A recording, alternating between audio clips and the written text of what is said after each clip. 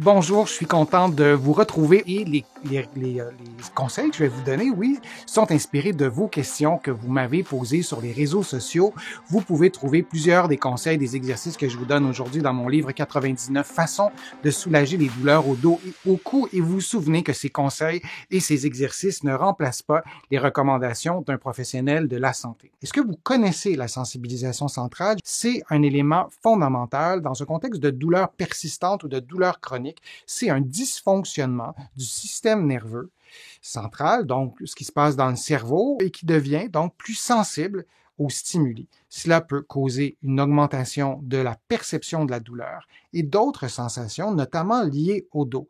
Alors, en d'autres mots, le cerveau va devenir hypersensible et ce qui devrait normalement ne pas nous causer de douleur ou ne pas causer d'inconfort ou de douleur forte, ben, il y aura une amplification de ces stimuli qui sera détectée par le cerveau comme de la douleur. L'amplification peut avoir lieu peut se manifester en ce qui concerne l'intensité de la douleur, donc ça fait vraiment très mal, ou aussi sur la durée de la douleur, et donc l'amplification des symptômes, notamment de la douleur, peut se faire de différentes façons. Ce qu'on retient, c'est que cette amplification-là, et même la douleur, provient du cerveau, ça provient pas du dos, même si dans notre corps, on le perçoit comme quelque chose qui vient du dos. Souvent, on cherche le traitement presque miracle parce qu'on n'en peut plus de souffrir et on veut avoir un traitement pour le dos. On veut avoir une intervention qui va traiter le dos. Et lorsque le problème ne concerne que la sensibilisation centrale, et ça arrive, ben, on doit s'intéresser au cerveau. On doit s'intéresser à ce qui suscite cette amplification-là, cette sensibilisation centrale. Ça se passe parfois au niveau des neurones. Donc, on a deux neurones et on a des neurotransmetteurs, les petites lumières que vous voyez sur l'illustration, qui feront en sorte qu'on va avoir une amplification de la douleur. Je vous donne quelques conseils. D'abord, consulter et se renseigner sur le phénomène de sensibilisation centrale. Ça peut sembler simpliste de vous donner ça comme conseil. C'est fondamental parce que lorsqu'on sait que ça existe, lorsqu'on se renseigne sur les mécanismes, sur les manifestations de la sensibilisation centrale, quels effets ça peut avoir, parfois, on comprend mieux ce qui se passe. On comprend mieux ce qui se passe, donc on va être moins peut-être même anxieux parce que de la douleur au dos qui est amplifiée, ça peut causer des problèmes de stress, d'anxiété, d'insomnie. Ça peut avoir des dommages collatéraux et de faire un lien avec, par exemple, une douleur très forte et se dire mon cerveau surréagit. Alors, ben, j'ai un peu décidé par moi-même peut-être d'essayer de me calmer un petit peu pour voir si ça allait mieux, de ne pas me culpabiliser parce que j'ai fait quelque chose de pas correct, de pas me décourager non plus parce que je comprends mieux ce qui se passe. Alors, c'est des exemples, mais de se renseigner sur le processus de sensibilisation centrale, ça fait vraiment partie de la clé de la solution et je ne le répéterai jamais assez. Maintenant, quand on parle d'exercices adaptés, l'entraînement de haute intensité améliore les symptômes de sensibilisation centrale lors d'un suivi de 6 mois chez les personnes souffrant de lombalgie chronique non spécifique. Vous avez la référence de l'étude scientifique qui est une étude vraiment très, très récente.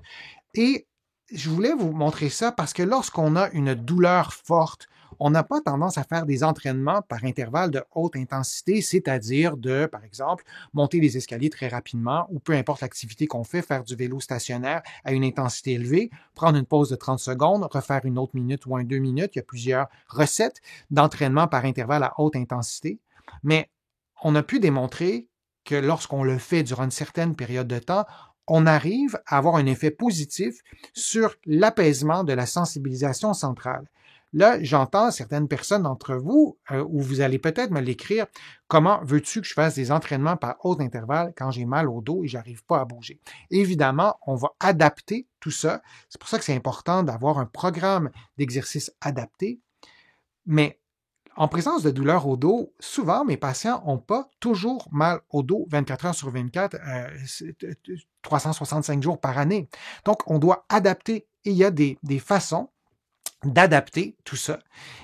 On peut le faire par soi-même si on n'a pas donc on n'a pas accès à des soins, mais pourquoi on devrait juste souffrir? Mais peut-être qu'on peut l'adapter soi-même, c'est beaucoup plus complexe, mais c'est un exemple de stratégie pour apaiser la sensibilisation centrale. Alors, si on ne tient pas compte de ça, ben, on passe à côté d'une clé aussi importante de la solution. Et vous voyez, il y a une étude récente qui a démontré que des entraînements par intervalle à haute intensité, ça peut être vraiment très positif. Apprendre à gérer le stress. L'idée, ce n'est pas de vous dire votre douleur forte au dos est causée par la sensibilisation centrale, donc, ben, c'est une mauvaise nouvelle, puis c'est comme ça. Non, il y a des choses qu'on peut faire, et c'est surtout pas non plus l'idée de dire c'est dans votre tête. Parce que mes patients qui ont des douleurs fortes, chroniques, souvent, et surtout les femmes, se font dire c'est dans votre tête, madame, reposez-vous, calmez-vous.